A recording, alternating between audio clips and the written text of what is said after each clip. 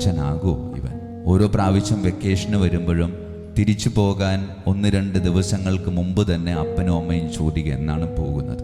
കാരണം ഒരു വൈദികനായി വീട്ടിലുള്ള മകനെ കാണുക എന്ന് പറയുന്നത് വല്ലാത്തൊരു സന്തോഷം. അങ്ങനെ 9 വർഷം പൂർത്തീകരിച്ച് ഞാൻ ഡീക്കൻ പട്ടം സ്വീകരിച്ചപ്പോൾ അമ്മയ്ക്കും അപ്പനും കുറച്ചുകൂടെ സന്തോഷവും പ്രതീക്ഷയും.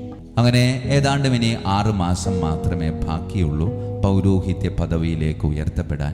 അപ്പനും അമ്മയും നീണ്ട നാളത്തെ കാത്തിരിപ്പ് ഏതാണ്ട് അവസാനിക്കുന്ന സമയത്തോട് അടുക്കുകയാണ്. സെമിനാരിയിലായിരിക്കുമ്പോൾ ഒരു സെപ്റ്റംബർ മാസം 8-ാം തീയതി പരിശുദ്ധ അമ്മയുടെ ജന്മദിനത്തിൻ്റെ ദിവസമാണ്.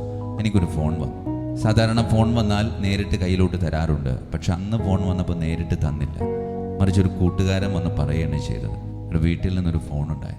അപ്പം ഞാൻ പെട്ടെന്ന് ഓടിച്ചെല്ലാൻ പോയപ്പോൾ ഇല്ല, ഫോൺ കട്ട് ചെയ്തു. എനിക്കായിരുന്നില്ല, റെക്ടറച്ചനാണ് ഫോൺ വന്നത്. അത് സന്ദേശം എൻ്റെ അടുത്ത് പറയുകയാണ്. സന്ദേശം വേറെ ഒന്നുമില്ല, അപ്പച്ചന് ഇച്ചിരി അസുഖമാണ്. അപ്പോൾ ഞാൻ പറഞ്ഞു, ആശുപത്രിയിലാണോ എന്ന് ചോദിച്ചു. ആശുപത്രിയിലാണെന്ന് തോന്നുന്നു, ഞാനും കൂടെ വരാമെന്ന് പറഞ്ഞു. പ്രിയമുള്ളവരെ, ഒരാൾ കൂടെ വരാമെന്ന് പറയുമ്പോൾ കാര്യത്തിൻ്റെ ഗൗരവം ഇത്തിരി തീവ്രമാണെന്ന് മനസ്സിലായി. വീട്ടിൽ ചെന്നപ്പോൾ മരിക്കുമെന്ന് പ്രതീക്ഷിച്ചിട്ടുണ്ടായിരുന്നില്ല. വെള്ള തുണിയിൽ ഇങ്ങനെ തിരുഹൃദയത്തിൻ്റെ നടയിൽ അപ്പനിങ്ങനെ കിടത്തിയത്. ഒരുപാട് അച്ഛന്മാർ വന്ന് ഒപ്പീസ് ചെല്ലുന്നുണ്ട്. ഞാൻ ആ സൈഡിൽ ഇങ്ങനെ ഇരിക്കുന്നുണ്ട്. ശവസംസ്കാര ചടങ്ങുകൾ ഞാനാണ് നടത്തിയത്. പക്ഷെ ഒട്ടും സന്തോഷമില്ലാതെ, വേർപാടിലുള്ള ദുഃഖത്തെക്കാൾ ഉപരി കർത്താവിനോട് ദേഷ്യമായി.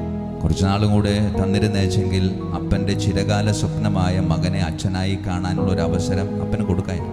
അങ്ങനെ ശവസംസ്കാര ചടങ്ങുകളൊക്കെ കഴിഞ്ഞ് ഏതാണ്ട് പിറ്റേ ദിവസം ഞാൻ സെമിനാരിയിലേക്ക് തിരിച്ചു.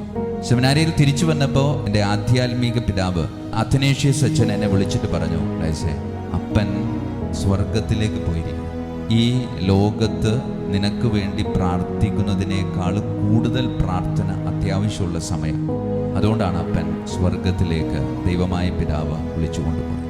അങ്ങനെ ഉത്തരം കിട്ടാത്ത ചോദ്യം ഉള്ളിൽ സൂക്ഷിച്ചുകൊണ്ട് പൗരോഹിത്യ ശുശ്രൂഷയിലേക്ക് ഞാൻ പ്രവേശിച്ചു.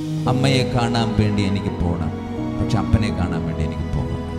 അപ്പം കൂടെ ഉണ്ട് എന്നുള്ളത്.